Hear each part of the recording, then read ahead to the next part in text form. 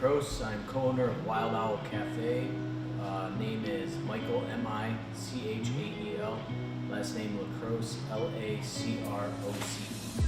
Hello, I'm Dave Schull, Shull. I'm the owner of Nina's Pizzeria and Restaurant in Norwich, New York. Rebecca Walling, Rebecca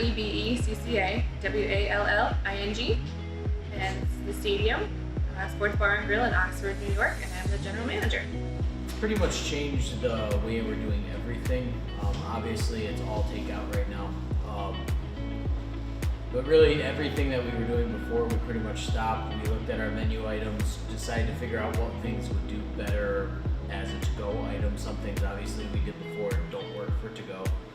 So pretty much from every interaction with the customers, the way we're making our food, different menu items, everything's completely different than the way it was before. It's impacted tremendously. We are no longer allowed to have dine-in as an option for our restaurant. It has unfortunately made me cut some staffing, and it's made me really tighten up ship on everything from food ordering to payroll. It's affected it in a big way.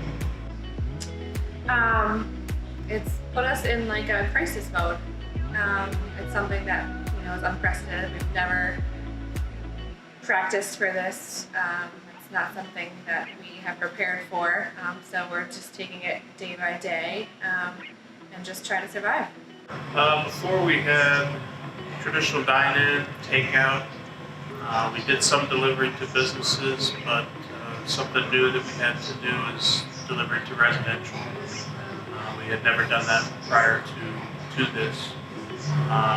We are also offering curbside pickup, just trying to be as convenient as possible for customers. And luckily, the delivery has been a big hit for us.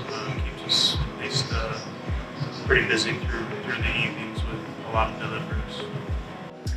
So our business plan at the beginning, before COVID-19 here, is more dine-in. We're more like a dine-in restaurant, not takeout. We're probably like 75-80% dine-in, 20% takeout. So now we're trying to build a business around takeout. So it's been quite interesting. It's a lot quieter. Out the back of the house, it's changed. It's different. We pretty much were following the same sanitation codes that we were before. None of that's really changed. I know in the front of the house, Stoyana wears a mask, just to try and do everything we can to make our customers feel safe. And yeah, that's pretty much, we wipe down things more often out front, the door handles, things that we probably never did before. And I'm assuming now we'll have to continue doing that, and we should do that. Well, a lot of the behavior has changed with just complete sanitation from pretty much every time you do something, we try to sanitize after a customer comes in.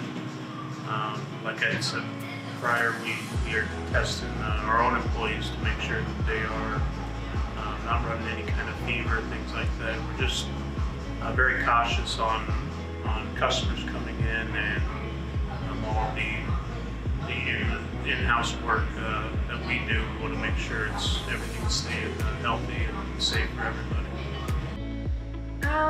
Before COVID, it was upbeat, fun, and it's not that it's not fun now, but it's very somber, and we're just trying to survive day by day. So it's like we kind of come in and just try to get the work done, and try to push forward and keep us going.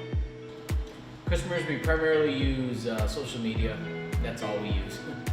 We reach out, we stay active on our Facebook, Instagram, and also personally, it's a small town, so we're able to communicate directly, like through their we'll reach out to them directly, ask how they're doing, and tell them that we're open, stuff like that. Unfortunately, I did have to lay some off. I helped to call them, gain unemployment pretty much immediately. I was able to retain a good number of them found different jobs for them. We took on some servers that we originally thought we were going to have to let go. We made them delivery drivers.